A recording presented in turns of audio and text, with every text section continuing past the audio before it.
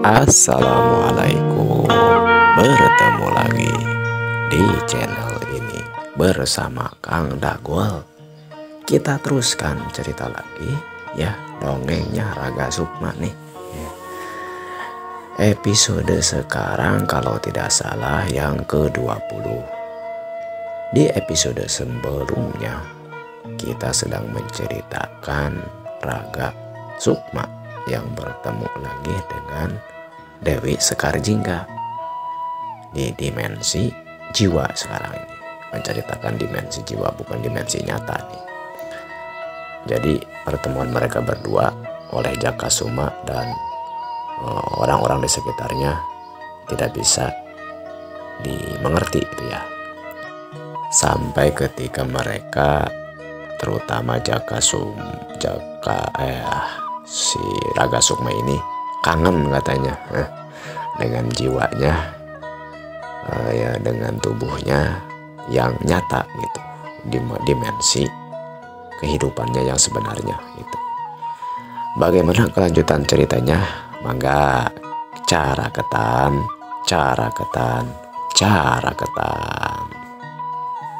Tapi dipikir-pikir saya jadi kangen nih sama jiwa saya, sama tubuh saya yang di dalam kehidupan yang sebenarnya ini bagaimananya?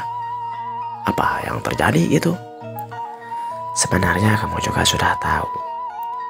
Ya juga sih, dia mah kemarin juga ya, waktu saya berada di kehidupan nyata, waktu Meraga Sukma gitu.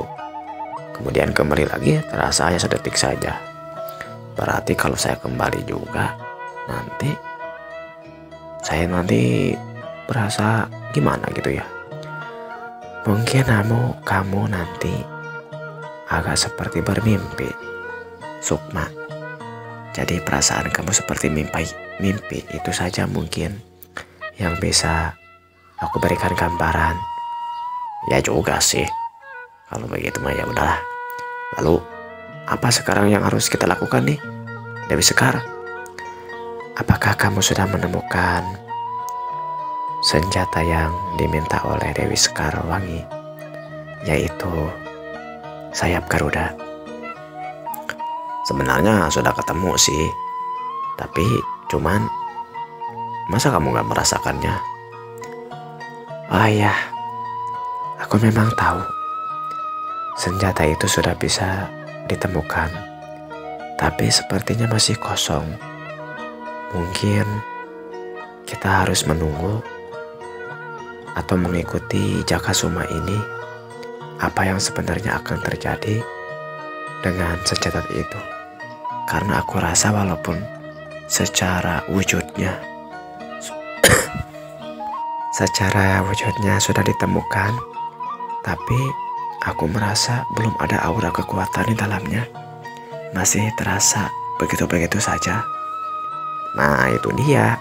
Saya juga ya udah tuh, kalau gitu mah kita ikuti saja perjalanan si Jakasuma ini. Mungkin pada saatnya nanti ada sesuatu yang kekuatan yang memang pantas untuk bisa kita ambil. Ya sudah, kalau begitu kita ikuti saja apa yang selanjutnya terjadi di dimensi Jakasuma ini. Ya udah kalau begitu mah. Tapi kamu mau tinggal di mana? Aku akan tetap mengikuti gadis ini. Kalau aku emang harus tinggal di dalam senjata tersebut, atau bisa seperti kamu hanya berjalan saja mengikuti saja? Sebenarnya kamu bisa melakukan keduanya. Apakah kamu mau keluar atau tetap tinggal di dalam senjata tersebut?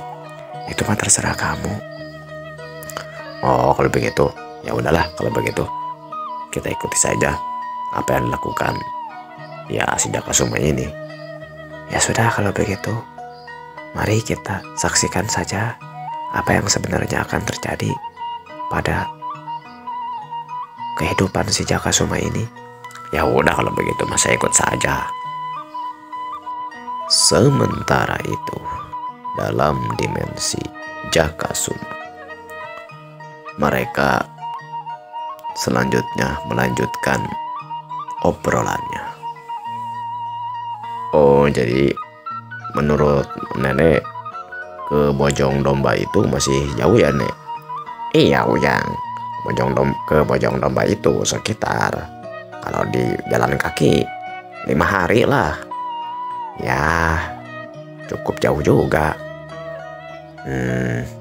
Kalau saya mau nginep nih di kampung ini, kira-kira ada penginapan nggak ya? Oh, penginapan mah nggak ada. Tapi nenek kalau mengizinkan Kujang nginep di sini, nggak enak. Takut terjadi fitnah. Begini saja, di rumah sebelah sana itu, di agak ke dalam, nanti ada pohon jambu yang cukup besar.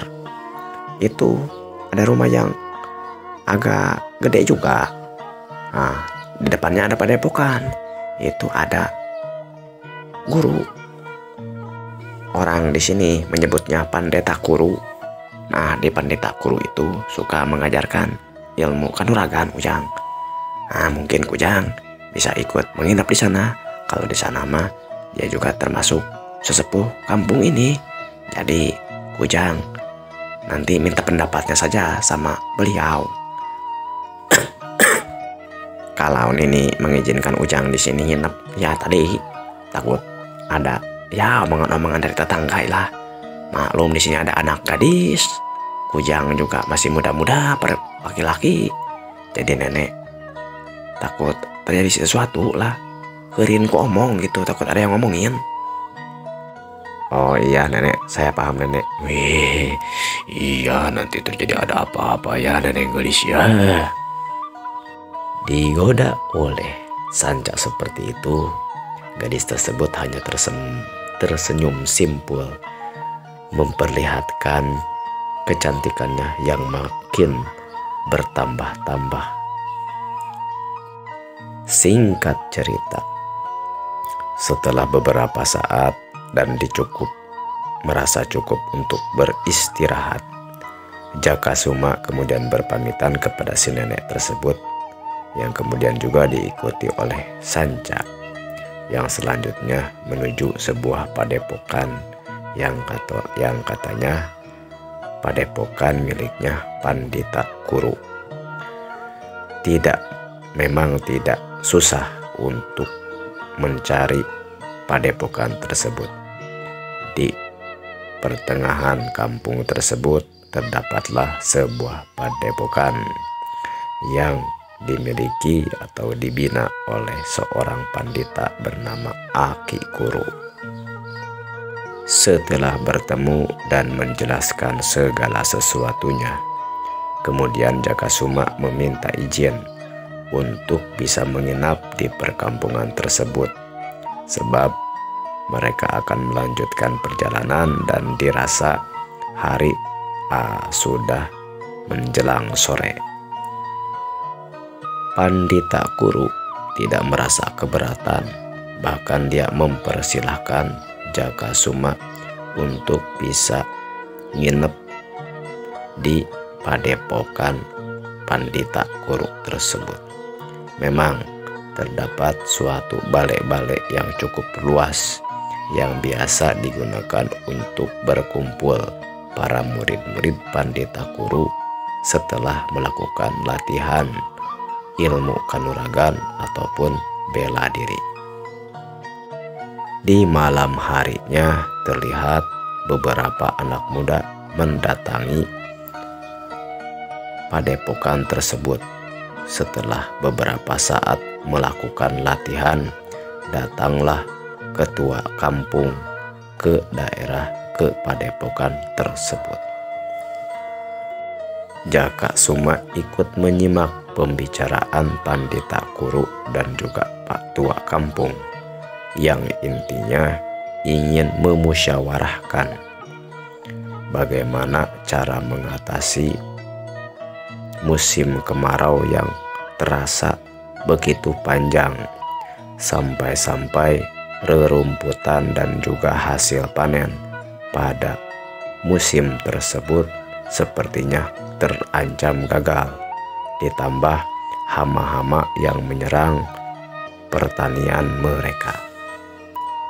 Setelah mengetahui maksud dari ketua kampung tersebut, kemudian sesi latihan dihentikan karena Pandita Kuru akan ikut bermusyawarah dan balai-balai tersebut akan digunakan masyarakat untuk berkumpul dan bermusyawarah.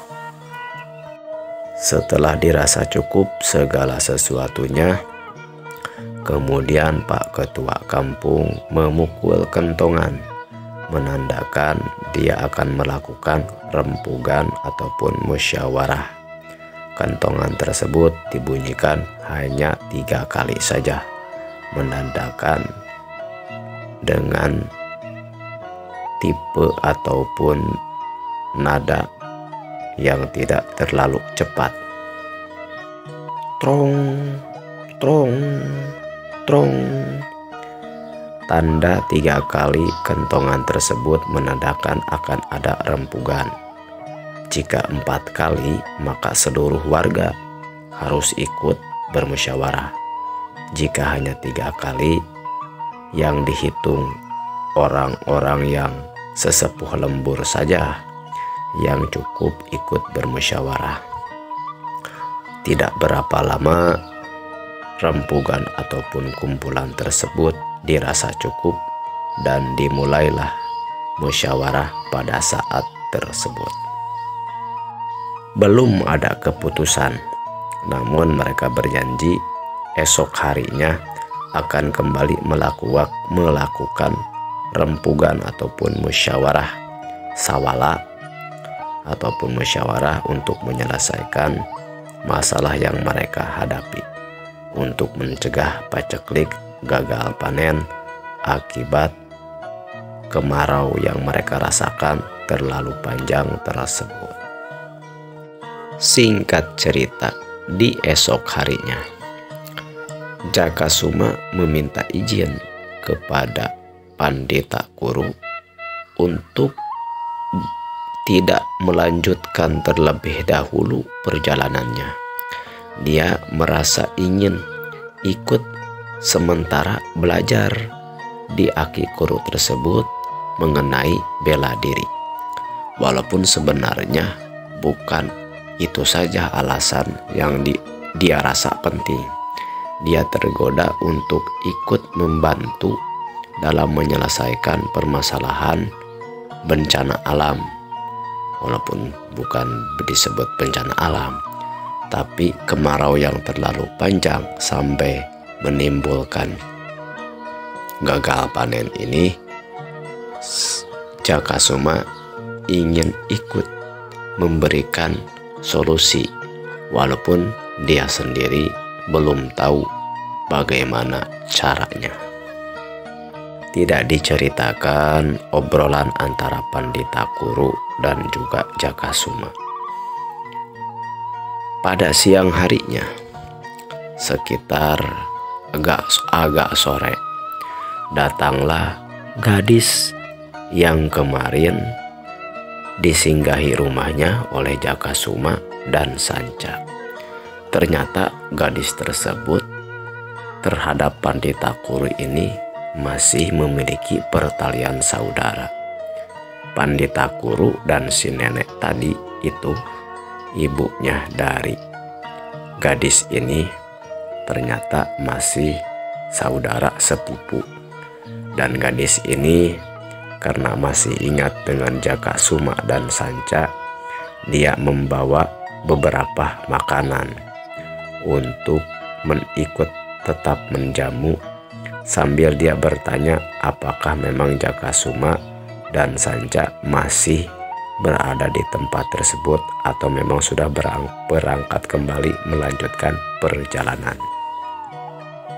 Kemudian adalah kesempatan untuk Jakasuma, Sanca, dan gadis tersebut berbincang-bincang ataupun bertemu dan ngobrol.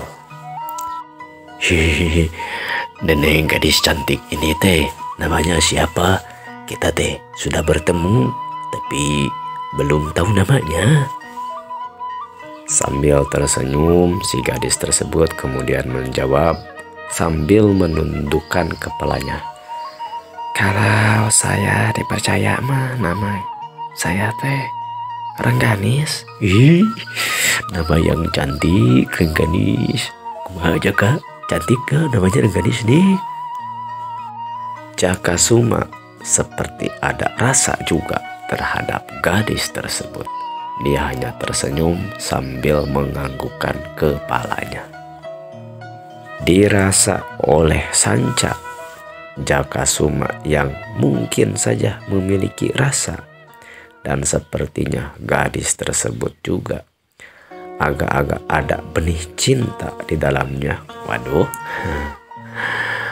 Sanca menyadari hal tersebut, surti lah. Kemudian dia beralasan belum mandi dan mau pergi ke jamban dulu untuk bebersih. Setelah Sanca pergi, mereka berdua akhirnya duduk. Dan beberapa saat tidak ada yang berkata-kata, semuanya duduk pabetem-betem. Pabetem-betem teh tidak ada yang berkata satu sama lain. Dalam hati Jakasuma dia berkata, aku kan laki-laki, kenapa aku jadi seperti ini ya? Biasanya aku tidak seperti ini, tapi gadis ini seperti membuat aku tertarik. Bagaimana ya? Ya udahlah, aku coba aja nih untuk ngobrol dengan dia. Neng, panas ya? Iya Kang. Saya teh jadi bingung nih mau ngobrol. Ngobrolin apa Kang? Enggak gitu. Ini di sini teh udah lama ya nggak hujan. Iya Kang. Memang musim kemarau. Itu semalam ada yang rembukan gitu, musyawarah. Katanya ingin cari solusi gitu. Kira-kira apa ya solusinya supaya kemarau di sini tidak sampai membuat gagal panen lagi gitu. Ya, memang semua warga di sini suka bahu-membahu Kang untuk menyelesaikan permasalahan. Cuman sejauh ini nggak tahu harus melakukan apa. Oh, jadi bingung juga nih ya. Tapi sebenarnya saya sudah memikirkan sesuatu Kang. Cuman saya takut dan gak berani mengatakannya. Emang Neng ada apa gitu? Agak gemetar, Jaka merasa ada sesuatu yang akan dikatakan oleh Rengganis. Dia berpikir Rengganis akan mengutarakan kesamaannya, tertarik satu sama lain. Tapi malu mengatakannya sama Akang mah. Malu kemana apa ini teh? Terdengar ada suara deheman. Ternyata Pandita Kuru ikut menemui mereka di sana. Hei, Rengganis, sudah lama ada di sini. Iya kakek. Tidak terlalu lama. Ini bawa makanan dari nenek, dari emak. Katanya untuk kakek di sini. Oh, untuk kakek. Ini mereka si Jaka nih sama si Sanca katanya mau ikut belajar dulu pencak silat. Di kakek ikut dulu ilmu kanuragan. Jadi mereka belum melanjutkan perjalanannya. Ya, ditambah ini bawa apa itu? Biasa kek. Cuman sampe kek. Gak apa-apa. Memang di masa-masa musim paceklik seperti ini, sampe menjadi makanan kita bersama. Dah berasma mungkin harus diirit-irit. Takutnya tidak nyampe lagi sebab kita terancam gagal panen ini. Oh gitu ya kek. Katanya semalam sudah mengadakan musyawarah kek. Iya, mengadakan musyawarah tapi belum ada solusi ataupun jalan keluar. Mungkin anak muda kalian seperti kalian ada usulan atau apa gitu. Sebenarnya Ganis teh ada ingin disampaikan ke kakek, tapi takutnya jadi apa gitu kek. Oh, mau ngomongin apa?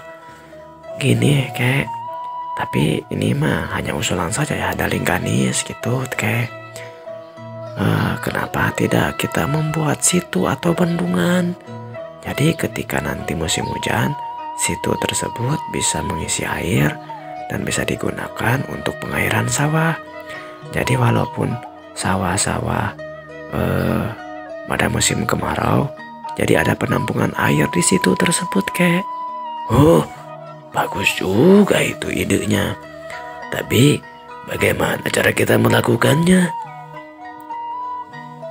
Kalau kakek tahu mah, itu kan di sana ada legok endit ya kek. Oh, legok endis. Iya kek. Terus gimana tuh?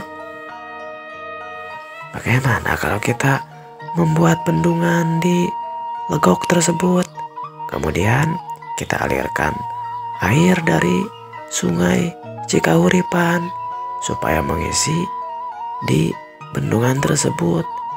Mungkin legok endis tersebut bisa menjadi bendungan air ataupun balong yang besar kek. Sebentar. Perlu dipertimbangkan juga itu. Sebentar. Dari mana kamu punya pikiran seperti itu? Gini kek, beberapa waktu yang lalu kan Rengganis itu sama si emak pergi cari muner gitu ya, cari lalapan makanan ke sana. Rengganis lihat di sana tempatnya kan jolok ya, membuat cekungan seperti itu gitu teke. Kemudian di tempat sebelah sananya juga sepertinya hanya ada celah ataupun jurang yang memisahkan dari satu tempat ke tempat yang lainnya. Kalau saja jurang itu ditutup dengan tanah, akan membentuk suatu kolam yang besar. Kemudian untuk mengairinya, kita salurkan perairan dari sungai Cikahuripan ke arah legok tersebut. Saya kira legok tersebut bisa diisi air dan kemudian bisa menampung air, dan air dari situ tersebut nantinya bisa mengairi sawah-sawah di sekitar perkampungan kita ini.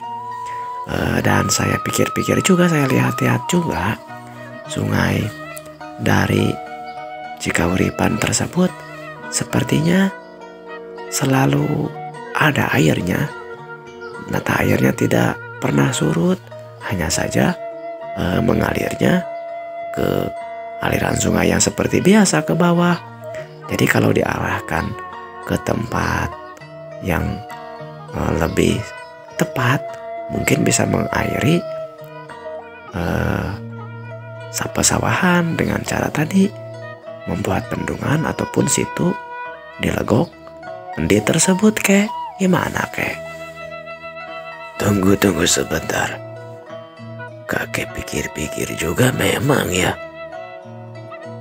Di legok endi tersebut tidak ada yang pemiliknya. Ada yang pemiliknya juga sudah meninggal itu. Bekas itu Ambu Endit. Kamu juga mungkin sudah tahu. Ambu Endit tersebut sudah meninggal. Dan dia tidak memiliki keturunan, hanya saudara-saudaranya saja. Dan pesawahan tersebut, tanah tersebut tidak ada yang meneruskan karena orang-orang ataupun saudara-saudaranya tinggalnya jauh dari perkampungan ini. Cukup luas sih Legok Endit tersebut, sangat luas.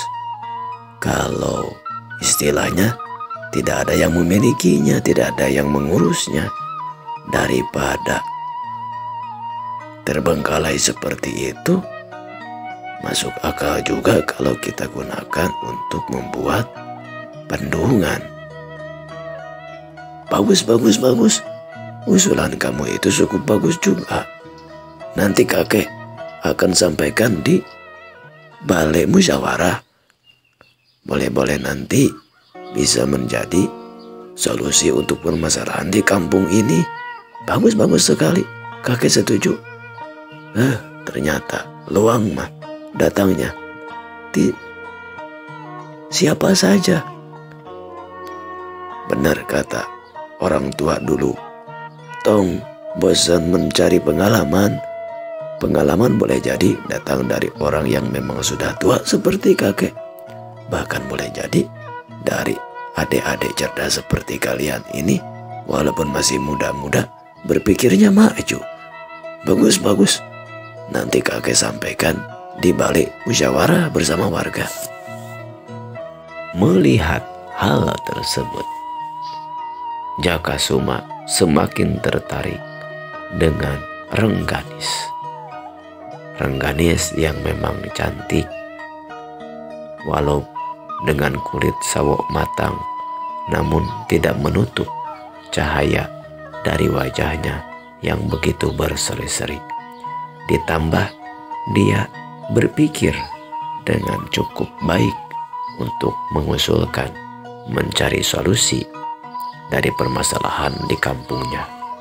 Jakasuma yang berniat untuk membantu merasa agak malu karena dia hancanya ataupun peluangnya sudah bisa ditutup oleh Dewi Rengganis. Namun karena sudah merasa niat dia untuk ikut bersama-sama membantu warga kampung tersebut, tidak sampai dia cepat-cepat pergi dari kampung tersebut. Bahkan tekadnya makin kuat. Kalaupun ada pekerjaan yang mungkin bisa dia membantu meringankan, ikut membantu sedikit mungkin dengan pekerjaan yang ada di perkampungan tersebut. Singkat cerita, dilakukan lagi lah musyawarah. Di balai musyawarah, orang-orang perkampungan tersebut berkumpul untuk membicarakan kembali bagaimana solusi dari permasalahan yang mereka hadapi. Kemudian tanpa membicarakan bahwa itu usulan dari Rengganis,